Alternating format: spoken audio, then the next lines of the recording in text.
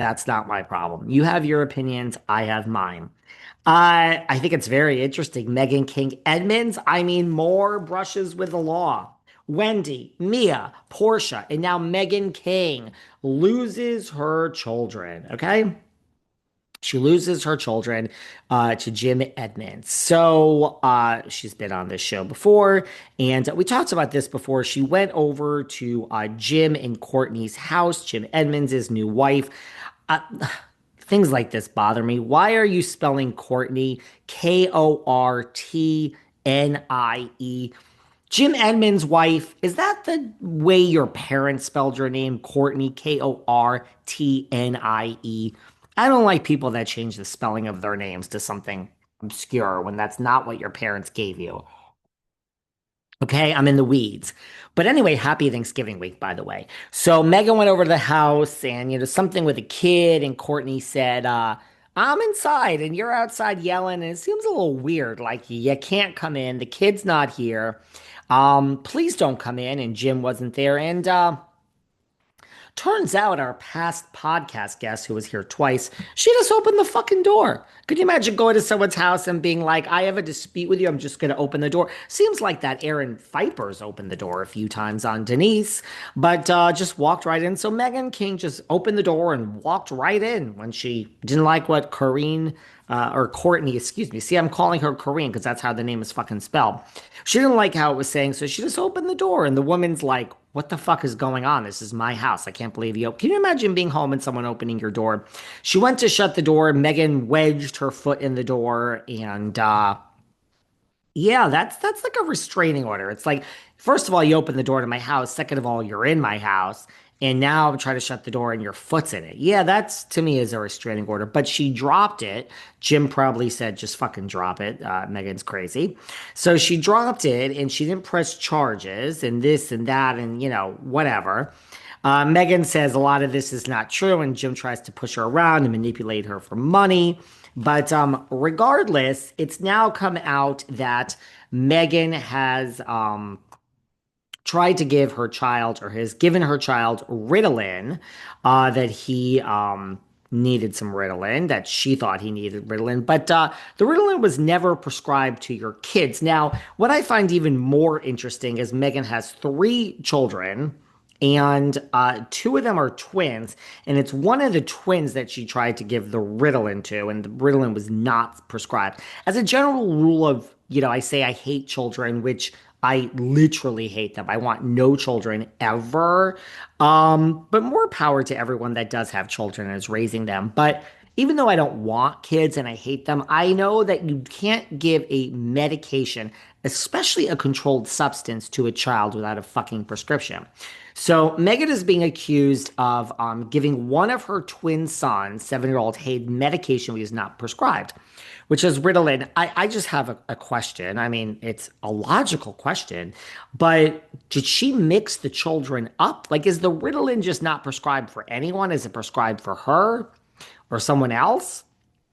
Or did she just get it on the black market? Or is it prescribed for the other twin and you actually can't tell your children apart and you gave it to the wrong twin thinking it was the other twin? None of these situations makes it okay.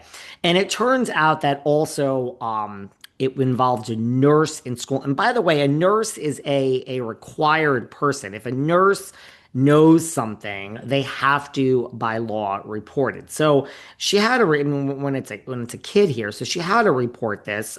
When it's a child, to the Child Protective Services gets involved. Well, that makes sense. So she tried to give Ritalin, and it wasn't prescribed. And yeah, and the nurse also was found out about this somehow, and she had to report it. She had to report it, and Child Protective Services got involved and took the kids, and she's allowed visitation supervised, but the kids have moved in with Jim and Courtney, Kortnie. Yes, I'm stuck in the weeds, to a $4.1 million Nashville home after Megan's loss. Yeah, giving in its controlled substance, which makes it even worse. Now, I mean, I'm not even trying to be mean. Sarah thinks Kelly Dodd could return. We have bloggers spreading fake news. Oh, I spoke to Kelly. She's going back. Not so fast. Although, to Sarah's point, nothing shocks me anymore. I doubt Kelly will be back on RHOC. I mean, poor Shannon almost turned ghost white when that was suggested by Vicky at BravoCon. But if you are child protective services and you truly, and I mean this from the bottom of my heart, you're not sure about the future of the child with Meghan, the last person who should be speaking on your behalf is Kelly Dodd. Truly, truly, from the bottom of my heart. I mean, if you go and watch her videos, she's literally crazy. Didn't she get into that whole thing allegedly with her own daughter, where the daughter doesn't speak to her now? And there was her brother was on this podcast. There was all these allegations. So, but now we have Kelly Dodd, who, mind you, one of the whole reasons Kelly hates me is because Meghan trashed her on this podcast, which anyone that has worked with Kelly, I'll ask about her and they'll probably trash her. But Meghan said horrible things about her. And all of a sudden now they're the two best friends. And, Kelly needs to see her name in the press, and she's now out there saying she loves those babies, give her the babies back. Kind ma'am Dodd, Miss Dodd, it doesn't work that way just because she loves her babies. Lots of people love their babies. It doesn't mean they're fit parents, darling. So I just think the last person that should be speaking on your behalf, if you, not that anyone could wrangle Kelly Dodd in, but if you want the babies back, I mean, Kelly, shut the fuck up, girl. You're such good friends with Meghan now. Shut up, baby. Don't speak. You should not be associated with this person. But yeah, a nurse is a mandatory reporter. And so here you go. TBD. I don't know what's going to happen with Meghan or Mia. Portia's cleared. And as far as I'm concerned, Shady Aunt Wendella is a damn crook. We have so many more things to talk about when it comes to BravoCon. A lot of like little quick hits. Just things that I found amusing. Things we haven't really talked about yet, all of which I found amusing. Andy Cohen said he was very annoyed. I think no, we're too busy and BravoCon was too long ago. But Andy Cohen said after the Bravos, he was very, very annoyed with two Bravo celebrities, but he won't mention who they are. I imagine one of them is the town drunk Whitney, because Whitney was the town drunk this year.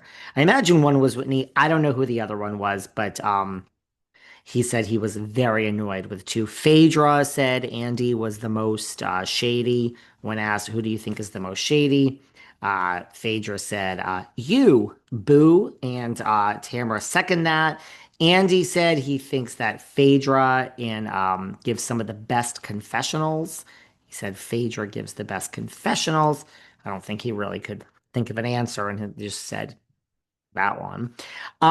Teresa, I mean, the pea brain that is Teresa at the Bravo says, and the Oscar goes to, not even trying to be funny. She really just forgot she wasn't. Teresa, girl, one day they'll make a movie out of your life. Somebody will play you. I don't know who, and you can go to the Oscars. But right now, sweetie, that wasn't the Oscars. It was the Bravos, you guys. This Teresa, she gets very, very confused. Poor Teresa Giudice. Just little things that were on my mind from BravoCon that we haven't talked about. Kate Chastain told Ben, Chef Ben, who's back in the mix these days, that Ashley Darby thought he was, cute.